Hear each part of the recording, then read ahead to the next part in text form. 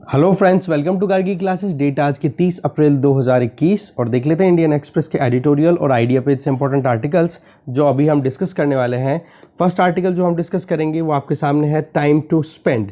इस आर्टिकल में बताया हुआ है कि स्टेट्स को बोरो करने के लिए स्पेस अच्छा खासा मिला हुआ है, बट फिर भी कुछ स्टेट्स ऐसे हैं जिन्होंने अपना फिस्कल स्पेस को यूटिलाइज नहीं किया, तो इकोनॉमी को रिकवरी में जो सपोर्ट स्टेट्स की तरफ से मिलना चाहिए था वो नहीं मिल पा रहा। तो उसको लेकर के ये आर्टिकल है, देखेंगे इस आर्टिकल को। इसको हम बिल्कुल डिस्कस नहीं करेंगे, आप एक बार खुद से पढ़ लेना। चीज़ें रिपीट हो रही हैं, कुछ भी नया नहीं है। दूसरा, इधर ये वाला आर्टिकल हम डिस्कस नहीं करेंगे, ये अपनी खुद की बात बता रहे हैं कि मैं और मेरी वाइफ दोनों को कोविड हुआ। ऐसे में मेरी वाइफ तो नहीं बच पाई, पर मैं आईसीयू से फिर भी अपनी जान बचा करके आ गया। तो ऐसे में ये खुद का एक एक्सपीरियंस यहाँ पे शेयर कर रहे हैं। तो आप अगर एक बार देखना चाहो तो ज़रूर एक बार पढ़ लेना, हम डिस्कस नहीं करेंगे इसको, ठीक है। इधर आप देख सकते हो डोंट लुक अवे। इस आर्टिकल में बताया हुआ है कि म्यांमार में इतना सारा डिस्टर्बेंस चल रहा है, मिलिट्री ने कू कर दिया, उसके बावजूद आसियान ने वहाँ पर कंस्ट्रक्टिव आउटकम के लिए काम करने की बात की। और जो भी बातें हुई आसियान और म्यांमार के बीच में, वहाँ पर डेमोक्रेसी के लिए कोई बातचीत नहीं हुई। तो उसको लेकर के यहाँ पर एडिटर अपनी तरफ से बिल्कुल जो कंप्लेन है वो एक तरीके से जाहिर कर रहे हैं कि भाई जो प्रो डेमोक्रेसी के लिए, जो प्रो डेमोक्रेटिक इंडिविजुअल्स हैं, जो ज़्यादा से ज़्यादा डेमोक्रेसी के ऊपर विश्वास रख रहे हैं, उन लोगों के विश्वास का क्या। 750 निहत्ते जो प्रोटेस्टर थे उन लोगों को मिलिट्री ने सीधा फायरिंग करके मार दिया, उनका क्या। डेमोक्रेसी अगर नहीं आएगी तो फिर कैसे वहाँ पर जो लोगों के खुद के राइट्स हैं वो आप इंस्टॉल कर पाओगे या इंस्टिल कर पाओगे। इस पर लेकर के आर्टिकल है, तो लास्ट में एक बार इस पर भी नज़र डाल लेंगे। ये आर्टिकल हम डिस्कस नहीं करेंगे, आगे चलते हैं। आइडिया पेज पे the kids are not all right, कि बच्चों का जो मेंटल ट्रॉमा है, मेंटल जो स्टेटस है अभी कोविड-19 के चलते, उनकी पढ़ाई रुक जाना, जो डेली रूटीन उनका था उसमें ब्रेक लग जाने, कुछ सेलिब्रेशन थोड़े बहुत हुआ करते थे वो सारे रुक जाने, उनके चलते बहुत ज़्यादा परेशानियों से गुजर रहे हैं, ठीक है। तो उसी चीज़ को यहाँ पर बताया जा रहा है आर्टिकल में अमित सेन जी के द्वारा। तो शुरुआती 2-3 पैराग्राफ में आपको पूरा जिस्ट मिल जाएगा, हम इसके 2 से 3 पैराग्राफ एक बार देखेंगे। इसके अलावा जैब एट जस्टिस, कि बोला सुप्रीम कोर्ट को यहाँ पर इंटरवीन करने की ज़रूरत है कि जो वैक्सीनेशन का प्रोग्राम है उसको यूनिवर्सल कर दिया जाए, कि सबको वैक्सीन मिले, ठीक है, वो भी फ्री ऑफ कॉस्ट या मिनिमल कॉस्ट के ऊपर, जिससे कि वैक्सीनेशन एक बार अगर हो जाएगा ना तो कम से कम ये डर तो निकल जाएगा ना कि अगर इन्फेक्शन होता है तो कम से कम चांसेस हों किसी की भी डेथ होने का। तो इस आर्टिकल को भी हम देखेंगे डिटेल में। और इधर आप देख सकते हो don't worry about the deficit. इस आर्टिकल में इकोनॉमी के लिए बताया जा रहा है कि क्या किया जाए जिससे कि इकोनॉमी को हम अभी ट्रैक पे प्रॉपर ला सकें, क्योंकि सेकंड वेव आने के बाद में और ज़्यादा चिंताएं बढ़ चुकी हैं। तो ऐसे में कुछ सजेशन दिए हुए हैं वो और देखेंगे यहाँ से। तो आर्टिकल्स बहुत हैं, बट ज़्यादातर आर्टिकल्स में से कुछ इंपॉर्टेंट जिस्ट है, 2 आर्टिकल हमारे पास में डिटेल के लिए हैं, तो देखते हैं एक एक को। फर्स्ट आर्टिकल है जैब एट जस्टिस। एक चीज़ आप ध्यान रखें कि इन आर्टिकल्स कौन से पेपर से एसोसिएटेड है, टॉपिक का हिंट क्या मिलेगा आपको सिलेबस में, वो डिस्क्रिप्शन बॉक्स में गिवन है, आप देख सकते हो वहाँ पे। ओके, तो देख लेते हैं पल्लव सिसोदिया जी क्या कह रहे हैं। देखो आज का टाइम कितना बुरा है कि हर एक सेंचुरी में ऐसा एक बार होता है। पिछली बार भी स्पेनिश फ्लू का टाइम था इसी टाइम पे, ठीक है, और अभी ये पेंडेमिक चल रही है। तो इस पेंडेमिक के टाइम पे सुप्रीम कोर्ट की क्या ड्यूटीज़ हो सकती हैं वो बता रहे हैं कि सुप्रीम कोर्ट के पास में पूरे राइट है, पूरी पावर्स हैं कि वो आर्टिकल 21 में जो राइट टू लाइफ गिवन है, गारंटी दी हुई है, उसको प्रोटेक्ट कर सके। और वो भी किस बेसिस पे, क्योंकि जो रिट ज्यूरिसडिक्शन है आर्टिकल 32 में, उसके बेसिस पे अपनी खुद की ड्यूटीज़ को पूरा कर सकती है सुप्रीम कोर्ट। तो इसके लिए आर्टिकल 32 का यूज़ करके आर्टिकल 21 इंश्योर करना सुप्रीम कोर्ट के ऊपर ऑब्लिगेटरी है, सुप्रीम कोर्ट की ड्यूटी है। तो यहाँ पर एक एस्पेक्ट की बात कर रहे हैं, वो है सबसे इंपॉर्टेंट यूनिवर्सल वैक्सीनेशन। मतलब वैक्सीनेशन एक फंडामेंटल राइट है, इम्यूनाइजेशन एक फंडामेंटल राइट है। ये अगर नहीं मिलेगा तो आप एक राइट टू लाइफ को कैसे इंश्योर कर पाओगे आर्टिकल 21 के अंडर में। तो देखो इजराइल जैसा एक छोटा सा कंट्री जिसने अपनी लगभग सारी पॉपुलेशन को वैक्सीनेट कर दिया, और ऐसे में सारी एक नॉर्मल लाइफ वो जीना शुरू भी कर चुके हैं। चलो ये तो छोटा देश था। दूसरी तरफ चाइना, एक बहुत बड़ा देश है ना, एक इम्प्रेसिव मैनर में लार्ज स्केल वैक्सीनेशन प्रोग्राम चलाए गए और आप देखोगे पेंडेमिक फ्री मूवमेंट एक चल गया वहाँ पे। अब और उसका रिजल्ट क्या रहा, वैक्सीनेशन मैक्सिमम लोगों को मिल गया और लोग और वहाँ की इकोनॉमी नॉर्मली परफॉर्म करना शुरू कर चुकी है। तो सुप्रीम कोर्ट ऑफ इंडिया इसी तरीके से वैक्सीनेशन को स्पीड अप कर सकता है और डीपर पेनिट्रेशन इंश्योर किया जा सकता है, जिससे कि यूनिवर्सल वैक्सीनेशन अचीव हो सके। यूनिवर्सल का मतलब हो गया सभी को वैक्सीनेट करना ज़रूरी हो गया। ठीक है, आप अगर देखिए इसका पॉसिबल सॉल्यूशन क्या है। देखो ये पेंडेमिक जो भी है इसका एक असर, एक तो ये चीज़ तो है ही नहीं ना कि कोई अर्थक्वेक या कोई सुनामी आ जाती है तो एक बार आकर के वो चली जाती है, कम से कम हम रिकवर तो कर पाते हैं। अब ये तो ऐसा मतलब एक डिजास्टर है जो पिछले साल आया, बीच में 3-4-5 महीने का ब्रेक दिया और फिर आ गया, फिर कोई गारंटी थोड़ी ना है कि ये रुकेगा, हो सकता है थर्ड वेव आउटब्रेक हो जाए। तो ऐसे में हमें वैक्सीनेशन के ऊपर ज़्यादा से ज़्यादा रिलाई करने की ज़रूरत है और इसके अलावा लॉन्ग रन में हमारे पास में दूसरा कोई सोल्यूशन भी अवेलेबल नहीं है। ठीक है, देखो सरकार के ऊपर बहुत ज़्यादा बर्डन है, ये हमें पता है, गवर्नमेंट ऑफ इंडिया के ऊपर, बट इसके अलावा दूसरा कोई ऑप्शन भी तो नहीं है ना कि अगर हमने यूनिवर्सल वैक्सीनेशन को एक गोल की तरह नहीं लिया और उसको अचीव करने के लिए काम नहीं किया तो फिर कैसे हम हमारी जनता को बचा पाएंगे, हमारी इकोनॉमी को फिर से ट्रैक पे ला पाएंगे। सिमिलरली आप हमने बहुत सारे आर्टिकल्स डिस्कस किए कि इंडिया जो है वो वर्ल्ड फार्मेसी के तौर पे उभर के आया है, जो कि पहले तो वर्ल्ड को वैक्सीनेशन अवेल करा रहा था, अब डोमेस्टिकली ही कहीं ना कहीं शॉर्टेज का सामना करना पड़ रहा है। तो यहाँ पर राइटर एक इनोवेटिव सजेशन ये दे रहे हैं कि भाई हमारे पास में सिविल सोसाइटी की कमी है क्या, आप ये बताओ, जो केवल एग्जीक्यूटिव ही अपने हिसाब से काम कर रहा है, केवल सरकार ही काम कर रही है, क्यों ना हम हमारे यहाँ पर जो सिविल सोसाइटी है, एनजीओज हैं, पब्लिक स्पिरिटेड जो लोग हैं जो लोगों की हेल्प करना चाहते हैं, या फिर जुडिशरी है, ये सब मिलकर के साइंटिफिक कम्युनिटी के साथ मिलकर के, मेडिकल कम्युनिटी के साथ में मिलकर के काम क्यों नहीं कर सकती। इसके लिए सुप्रीम कोर्ट को एक प्लान तैयार करने की ज़रूरत है। तो सबसे पहली चीज़ तो एक कॉन्सेप्चुअल इशू को डिकोड करने की ज़रूरत है कि हम जो है इंटरेस्ट क्या है, डिज़ायर क्या है हमारी, उसको फुलफिल करें। और वो क्या है कि वैक्सीनेशन जो है उसको यूनिवर्सल किया जाए। 18+ के लिए ही क्यों आप अवेलेबल कर रहे हो भाई, इसको सबके लिए भी तो किया जा सकता है।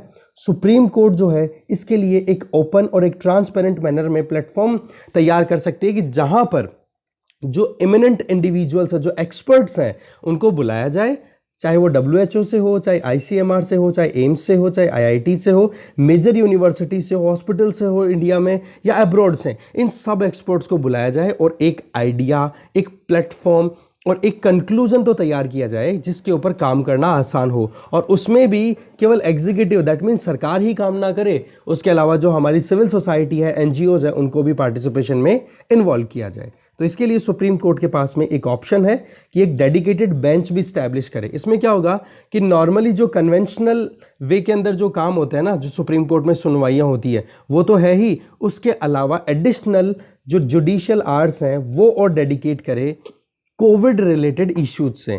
ठीक है, इसमें क्या हो जाएगा कि जिसका भी फंडामेंटल राइट्स वायलेट हो रहे हैं उनको उनके राइट्स इजीली अवेल कराए जा पाएंगे। ठीक है, तो इसके लिए थोड़ा सा कॉन्सेप्चुअल क्लैरिटी लाने की ज़रूरत है और एकेडमिक सेमिनार्स भी कंडक्ट करवाने की ज़रूरत है। इसमें सुप्रीम कोर्ट जो है वो एक लीडर का काम कर सकता है। अगर ये काम रेट्रोस्पेक्टिवली पहले से किया जा चुका होता ना, तो आज ये हॉरेंडस कॉन्सिक्वेंस हम देख रहे हैं ना, जो एक विकराल रूप इस बीमारी का देख रहे हैं, वो हम नहीं देखते। तो क्यों ना हम अभी से तैयार रहें, आगे के लिए रोड तैयार करें कि क्या पता अगर थर्ड वेव ऑफ कोविड-19 आ जाए तो उससे बचने का एक ऑप्शन तो बचे। तो यहाँ पर हमारे लिए बहुत ज़रूरी है। तो आज इक्विटेबिलिटी और परवेजिवनेस, दैट मीन्स कि हमारे यहाँ पर सबको वैक्सीनेशन मिले और व्यापक तौर पे मिले, उसके लिए बहुत ज़्यादा ज़रूरी है कि हम 3 P's पे ध्यान दें। वो क्या है, एक तो प्रोडक्शन कैपेसिटी हमारी अच्छी होनी चाहिए, दूसरा प्राइस जो है वो ज़्यादा एग्जॉर्बिटेंट नहीं होनी चाहिए, तीसरा पेटेंट जो है उसके चलते कुछ प्रोड्यूसर अपनी दादागिरी ना चलाएं। ये इंपॉर्टेंट चीज़ें यहाँ पे बताई जा रही है राइटर के द्वारा।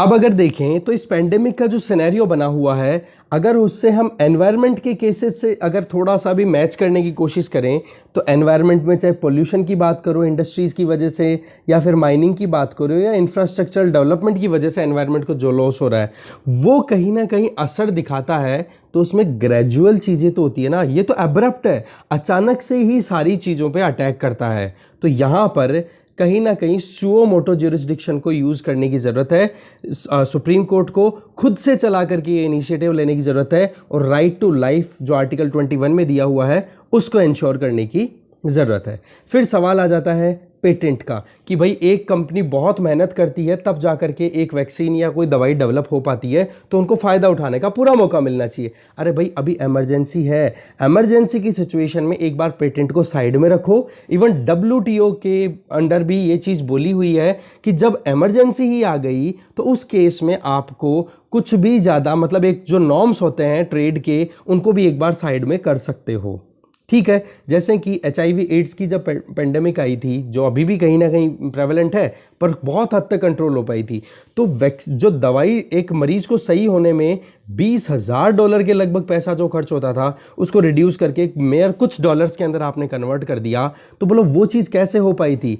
पेटेंट वाला जो मुद्दा था उसको आपने साइड कर दिया। हाँ, ये बात ठीक है कि जिस कंपनी ने बहुत मेहनत की है, रिसर्च एंड डेवलपमेंट में इन्वेस्ट किया है, आप उनको एडिक्वेट कंपनसेशन प्रोवाइड कर दो, बट एक्सेसिबिलिटी तो इंश्योर करो ना। इससे क्या होगा कि एक अब कंपनी पेटेंट करवा करके बैठी है तो केवल वही प्रोडक्शन करेगी, केवल उसी की तरफ हम आशा की नज़रों से देखेंगे कि भाई हाँ वही प्रोडक्शन करके हमें सप्लाई देगी। तो क्यों ना दूसरे मैन्युफैक्चरर्स को भी हम अलाउ कर दें। दैट मीन्स कंपल्सरी लाइसेंसिंग को अलाउ करने की बात कर रहे हैं यहाँ पे, जिसके बारे में हम प्रीवियसली बहुत डिटेल में जान चुके हैं। ठीक है, इसके अलावा जो फार्मास्यूटिकल कंपनीज है जो कि गुड्स मैन्युफैक्चरिंग प्रैक्टिसेस में इन्वॉल्व है या फिर ड्रग्स एंड कॉस्मेटिक एक्ट हमारे पास में अवेलेबल है, तो क्यों ना फिर उनको भी हम अलाउ करें कि भाई आप भी वैक्सीन मैन्युफैक्चर करो। अच्छा, प्राइस कॉस्ट क्या रहेगी कि जो लागत आ रही है, देखो लागत तो लेनी ज़रूरी है, ऐसी बात नहीं है कि जो लागत आए वो भी पॉकेट से लगे, ऐसा नहीं है। प्लस 6% और थोड़ा सा इन्वेस्टमेंट में रिटर्न मिल जाए उनको, तो ये प्राइसिंग फिक्स कर दो वैक्सीन्स की। इससे क्या हो जाएगा, वैक्सीन की जो प्राइस है वो बहुत ज़्यादा हाई राइज नहीं हो पाएगी। स्टेट्स को कहीं ना कहीं थोड़ा सा इंसेंटिवाइज करने की ज़रूरत है कि वो भी नई मैन्युफैक्चरिंग फैसिलिटीज़ को अवेल करना शुरू कर दे, क्योंकि अल्टीमेटली जो प्लांट्स हैं, फैक्ट्रीज़ हैं, वो लगेगी कहाँ पे? वो लगेगी तो स्टेट्स में, कोई ना कोई स्टेट में जाके वहीं की टेरिटरी पे ऑक्यूपेशन होगा। तो ऐसे में लॉन्ग टर्म फिनोमेना पे काम करने की ज़रूरत है, स्टेट्स को भी साथ में लाने की ज़रूरत है। देखो वैक्सीन्स जो कि एडवांस कंट्रीज़ में भी जो ऑलरेडी अप्रूवल ले चुके हैं, जैसे फाइजर, स्पुतनिक, इनकी हम बात करते रहते हैं। ठीक है, बोलो उनको भी हम इंपोर्ट कर सकते हैं फ्री ऑफ कॉस्ट, और कहीं ना कहीं फ्री में अवेल कराओ आप, सीधी सी बात तो ये है। दूसरा, चाहे इंडिजिनस हो चाहे वैक्सीन इंपोर्टेड हो, सबके लिए फ्री में अवेलेबल होना चाहिए गवर्नमेंट ऑफ इंडिया के द्वारा।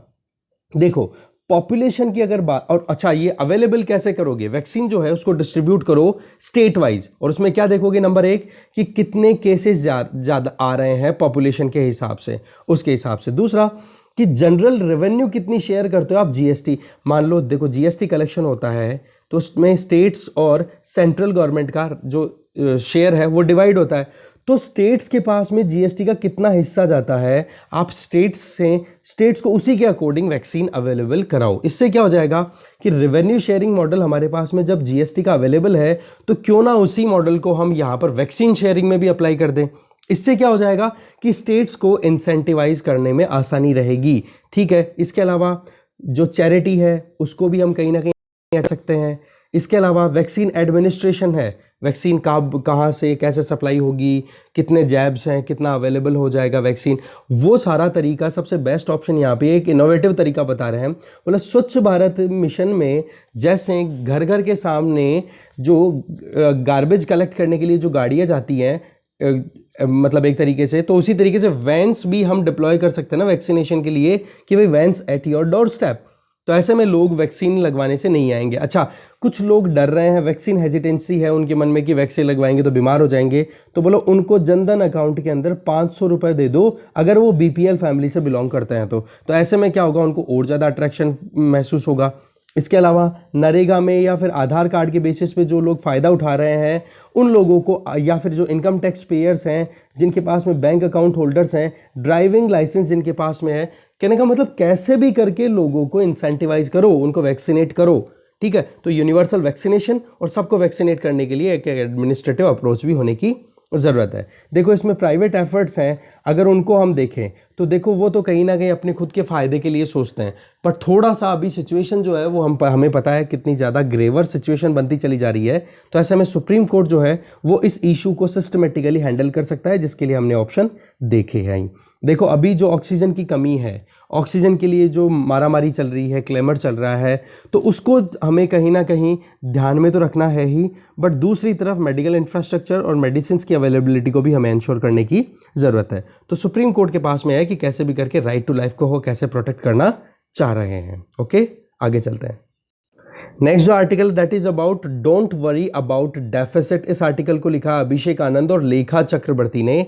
देखो सेकंड वेव ऑफ कोविड-19 हम ऑलरेडी देख रहे हैं। पिछली बार एस्टिमेशन ये था कि इकोनॉमी जो है हमारी -8% से डिक्लाइन करेगी फिस्कल ईयर 2021 में। आईएमएफ ने अपनी तरफ से ग्रोथ रेट फिस्कल ईयर 2022 के लिए क्या बोला कि इंडिया जो है वो 12.5% से ग्रो करेगा। अच्छा, आईएमएफ की ये ध्यान रखना, वर्ल्ड इकोनॉमिक आउटलुक रिपोर्ट जो है वो कौन रिलीज करता है, ये है आईएमएफ के द्वारा, इंटरनेशनल मॉनेटरी फंड के द्वारा। तो ये फोरकास्ट जो है वो कहीं ना कहीं राइज होती हुई दिखाई दे रही है। तो उसके पीछे वजह क्या थी कि बोला धीरे धीरे पिछले 2 महीनों में इकोनॉमिक एक्टिविटीज कहीं ना कहीं नॉर्मलाइज होती हुई दिखाई दे रही थी। फिर आगे राइटर्स ये बोलना चाह रहे हैं कि जो ये फोरकास्ट है वो अपग्रेड क्यों की गई, पिछले 2 महीने में नॉर्मलाइज जो एक्टिविटीज़ हुई उसके चलते। पर अभी हमें पता है कि लोकल लेवल पे सेवरल रेस्ट्रिक्शंस इम्पोज कर दी गई है एडमिनिस्ट्रेशन के द्वारा। इसके पीछे वजह क्या है, सेकेंड वेव का फिर से आना। ठीक है, आरबीआई ने भी अपनी तरफ से बेंचमार्क रेपो रेट जो है उसको रिड्यूस कर दिया। 2020 से अभी तक कंपेयर करो तो 115 बेसिस पॉइंट, मतलब लगभग 1.25% तक रिड्यूस कर दिया, जो कि मिनिमम 4% पे अभी रेपो रेट चल रही है। पर दूसरी तरफ अगर हम देखें तो यूनियन बजट में जितना एक्सपेक्ट किया गया था कि हम कैसे भी करके इकोनॉमी को स्टिमुलस प्रोवाइड करेंगे, क्या उतना एनफ स्टिमुलस प्रोवाइड किया जा पा रहा है? तो उसके पीछे सवाल का जवाब ये है कि अभी इतना ज़्यादा नहीं हो पा रहा है। देखो जो फिस्कल डेफिसिट फाइनेंशियल ईयर 2021 में 9.5% थी, उसको फाइनेंशियल ईयर 2022 में 6.8% तक का तो थोड़ा सा ट्रेजेक्ट्री पे हम पहुंच पाए थे कि कैसे भी करके सरकार के पास में फिस्कल डेफिसिट जो है वो कहीं ना कहीं डिक्लाइन कर जाएगा। फिस्कल डेफिसिट का मतलब आपको पता होगा ही कि रेवेन्यू और कैपिटल इनकम, ठीक है, जो कलेक्शन होता है वो, और उसमें से आप एक्सपेंडिचर जो है रेवेन्यू और कैपिटल एक्सपेंडिचर, उसको आप ओवरऑल दोनों का डिफरेंस, अगर घाटा ज़्यादा हो रहा है, कहने का मतलब खर्चा अगर ज़्यादा हो रहा है तो उस केस में क्या हो जाता है, फिस्कल डेफिसिट हो जाता है। तो ऐसे में सरकार के पास में स्पेस बहुत कम बचा हुआ है। देखो ये डेटा केवल सिंगल लाइन है, मतलब 1 साल का, ये तो इतना इंपॉर्टेंट है नहीं। ये डेटाज आप देखो फिस्कल डेफिसिट कितना है पिछले 5 साल का, ये इकोनॉमिक सर्वे से देखा करो। ठीक है, यहाँ तो केवल एक सेंस लेना है कि फिस्कल स्पेस भी जो है सरकार के पास में थोड़ा सा बड़ा है। इसके पीछे वजह क्या थी, देखो स्टेटमेंट जो थे ना बजट के टाइम पे यूनियन फाइनेंस मिनिस्टर के द्वारा कि भाई फिस्कल स्पेस हमारे पास में थोड़ा और बढ़ जाएगा। वजह ये थी कि कहीं ना कहीं रेवेन्यू कलेक्शन और बढ़ जाएगा, टैक्सेस का कलेक्शन बढ़ जाएगा। और दूसरी तरफ हम देखें कि सरकार के पास में फिस्कल स्पेंडिंग के लिए स्पेस की बात करें, वो भी कहीं ना कहीं थोड़ा सा कम है। तो दूसरी बात अगर इधर देखें कि जो फिस्कल डेट जो है, कर्जा जो है सरकार के ऊपर, वो जीडीपी का 90% तक कर्जा तो सरकारों पे ऑलरेडी है, स्टेट गवर्नमेंट और गवर्नमेंट ऑफ इंडिया दोनों को मिला करके। तो ऐसे में दोनों के पास में स्पेस देखो बहुत कम है, स्टेट गवर्नमेंट और सेंट्रल गवर्नमेंट के पास में। दूसरा अगर हम देखें अनएम्प्लॉयमेंट रेट की बात करें तो CMIE की रिपोर्ट के अकॉर्डिंग अनएम्प्लॉयमेंट रेट अप्रैल 2020 में 23.5% तक पहुंच गई थी, जो कि अनप्रेसिडेंटेड वे में बहुत ज़्यादा है। ठीक है, फिर भी थोड़ा सा इकोनॉमिक एक्टिविटीज़ ने थोड़ा सा मोमेंटम गेन किया था, बट रिजल्ट क्या रहा, फिर से कोविड-19 का आना और लाइनें लग पड़ी हैं, माइग्रेंट वर्कर्स फिर से अपने घरों की तरफ कूच कर चुके हैं, घूम चुके हैं।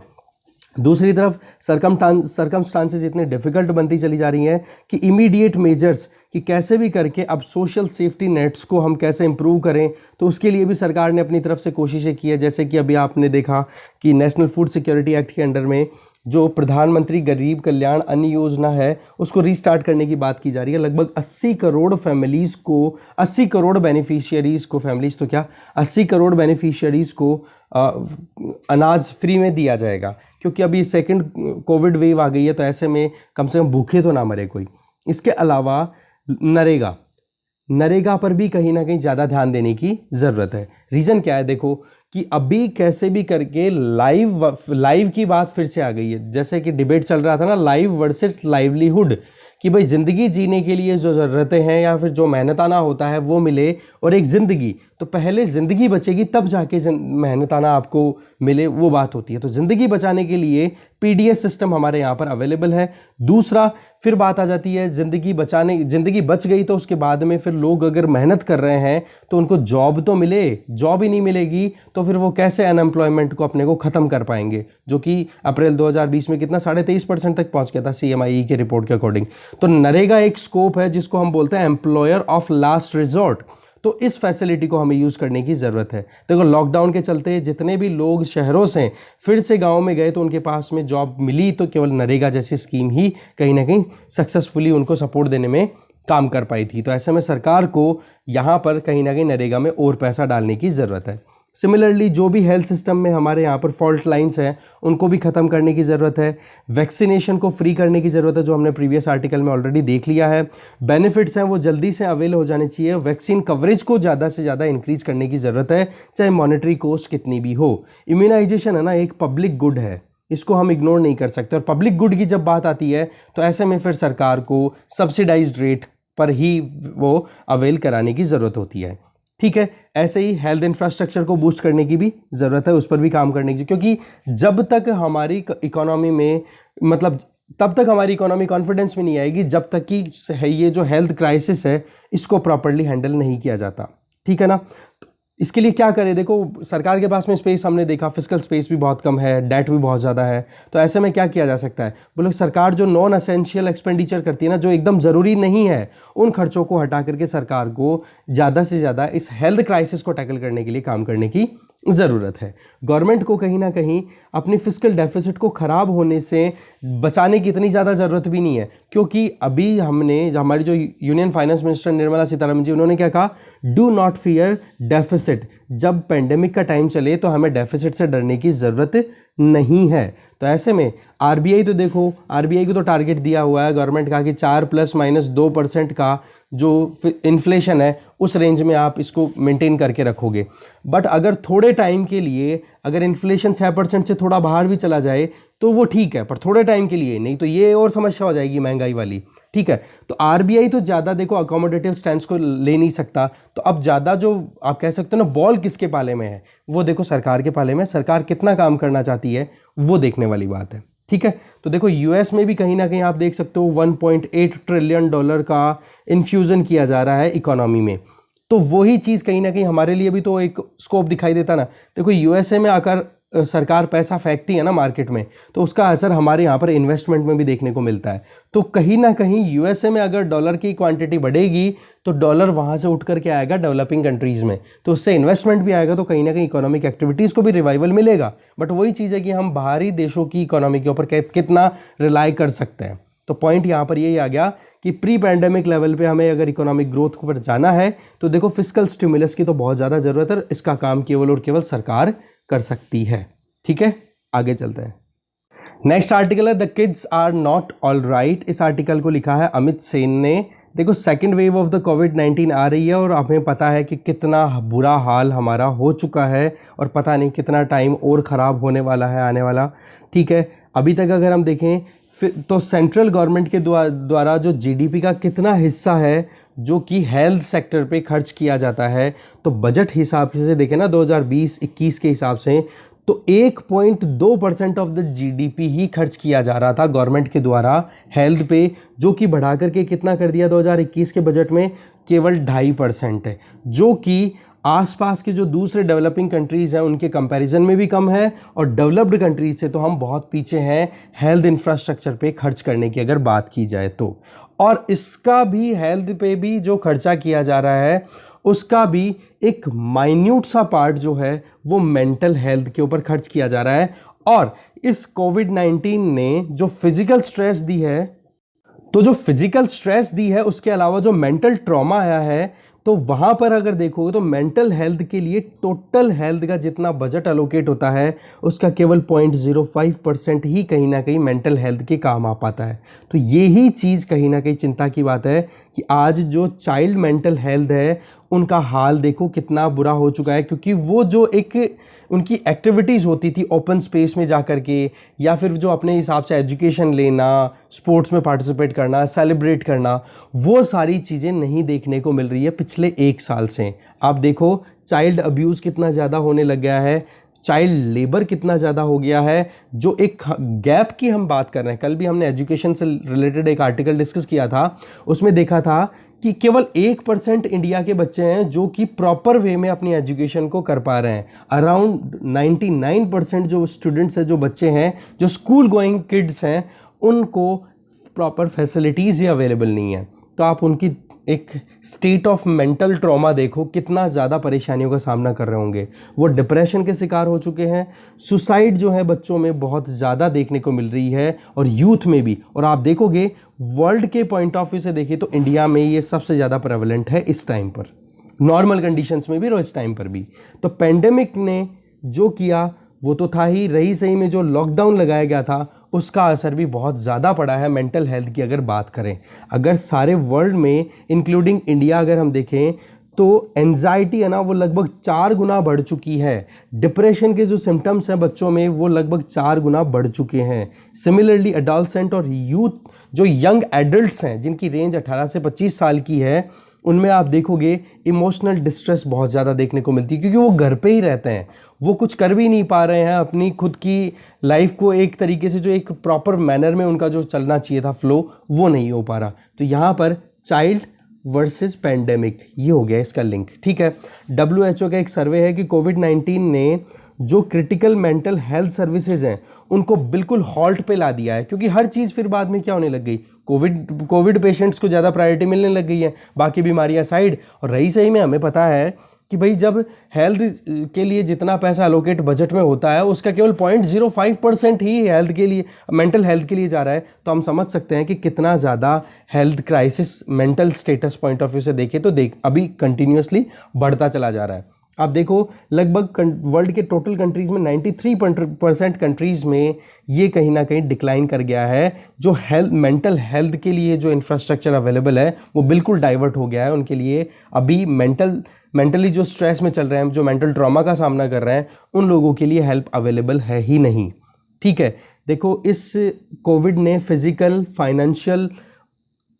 फाइनेंशियली और फिजिकली बहुत बुरे तरीके से सबको, सारी फैमिलीज़ को, यूथ को, सबको तोड़ दिया है। और एक कन्फ्यूज़न है कि क्या होगा आने वाले टाइम पे, किसी को कोई सर्टेन आइडिया नहीं है कि आने वाला फ्यूचर क्या होने वाला है हमारा, ठीक है। तो ये ही चीज़ यहाँ पर राइटर बार बार बता रहे हैं। तो अब आगे देखो किस किस तरीके से अलग अलग इंसिडेंट्स बता रहे हैं। नींद टाइम पे नहीं आ रही है, नींद में सोते भी हैं तो पता नहीं क्या क्या चीज़ें चलती रहती है, सेलिब्रेशन रुक चुके हैं, बाकी और चीज़ें कुछ काम की इस आर्टिकल में है नहीं। तो ओवरऑल बच्चों में स्ट्रेस की बात बताई जा रही है। अब बच्चे क्या करते हैं, देखो घर वालों से अपनी बातें शेयर करें। अब घर वाले भी अगर एंजाइटी में रहेंगे तो बच्चे फिर अपनी बात शेयर किससे करेंगे? क्यों? क्योंकि फैमिलीज़ में भी तो आज देखो ना, इकोनॉमी कितनी ज़्यादा बुरे तरीके से एकदम हिल चुकी है, उनके पास में इनकम के सोर्सेज नहीं अवेलेबल है। तो ऐसे में वो फिर बाद में माता पिता को भी चिंता में देखते हैं, तो और एंजाइटी बढ़ती है उनकी। ये चीज़ बताई हुई है यहाँ पर, ठीक है। आगे चलते हैं। नेक्स्ट आर्टिकल है टाइम टू स्पेंड। इस आर्टिकल में बताया जा रहा है एडिटर के द्वारा कि देखो इकोनॉमिक एक्टिविटीज़ का हाल तो बहुत बुरा है, हमने अभी देखा। तो जो राज्य सरकारें हैं उनको एक स्पेस दिया गया था सेंट्रल गवर्नमेंट के द्वारा कि भाई आप अपनी जितनी भी जो ग्रोस स्टेट डोमेस्टिक प्रोडक्ट है उसका नॉर्मल कंडीशंस में तो आप उधार ले सकते हो लगभग 3% तक। तो जो ये पेंडेमिक की सिचुएशन आई तो ऐसे में इन्होंने रिक्वेस्ट की कि हमारी बोरोइंग जो कैपेसिटी है उसको थोड़ा और रिलैक्स करो, क्योंकि स्टेट गवर्नमेंट्स जो उधार लेती है ना तो उसके पीछे सेंट्रल गवर्नमेंट की तरफ से बैकिंग मिलना बहुत ज़रूरी होती है। तो ऐसे में 5% की बोरोइंग तक अलाउ कर दिया, तो एडिशनल 2% और मिल गया। तो इस एडिशनल 2% में 1.5% तो क्या कंडीशनल था और 0.5% अनकंडीशनल था।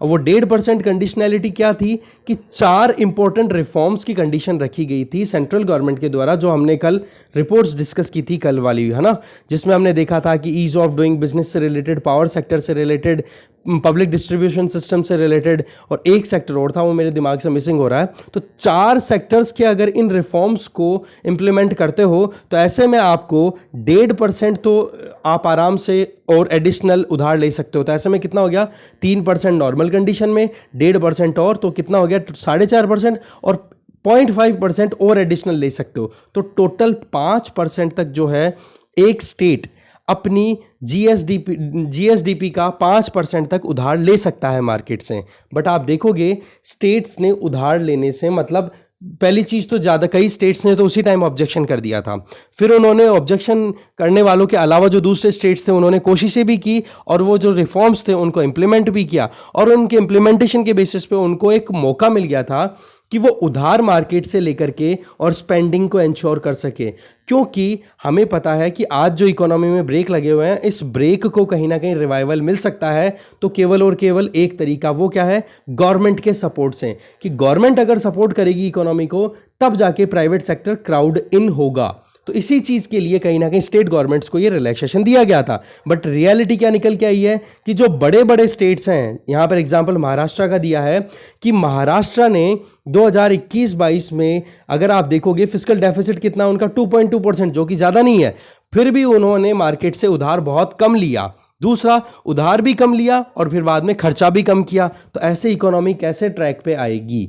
ठीक है, तो यही मेन चीज की चिंता की बात बताई जा रही है कि जो 13 बड़े स्टेट्स हैं हमारे यहां पर, उनका अगर बोरोइंग बजट फिस्कल डेफिसिट देखें ना, वो केवल 3.3% है, जो कि ज्यादा नहीं कंसिडर होता है। तो आप ही देखो कि जब फिस्कल डेफिसिट आपके पास में नहीं है तो आप खर्चा क्यों नहीं कर पा रहे हो जी? अगर आप खर्चा नहीं करोगे तो कैसे इकोनॉमिक रिकवरी इंश्योर हो पाएगी? इसी चीज को यहां पर हाईलाइट कर रहे हैं कि भाई खर्च करो, खर्च नहीं करोगे तो फिर कैसे इकोनॉमी प्रॉपरली ट्रैक पे आएगी।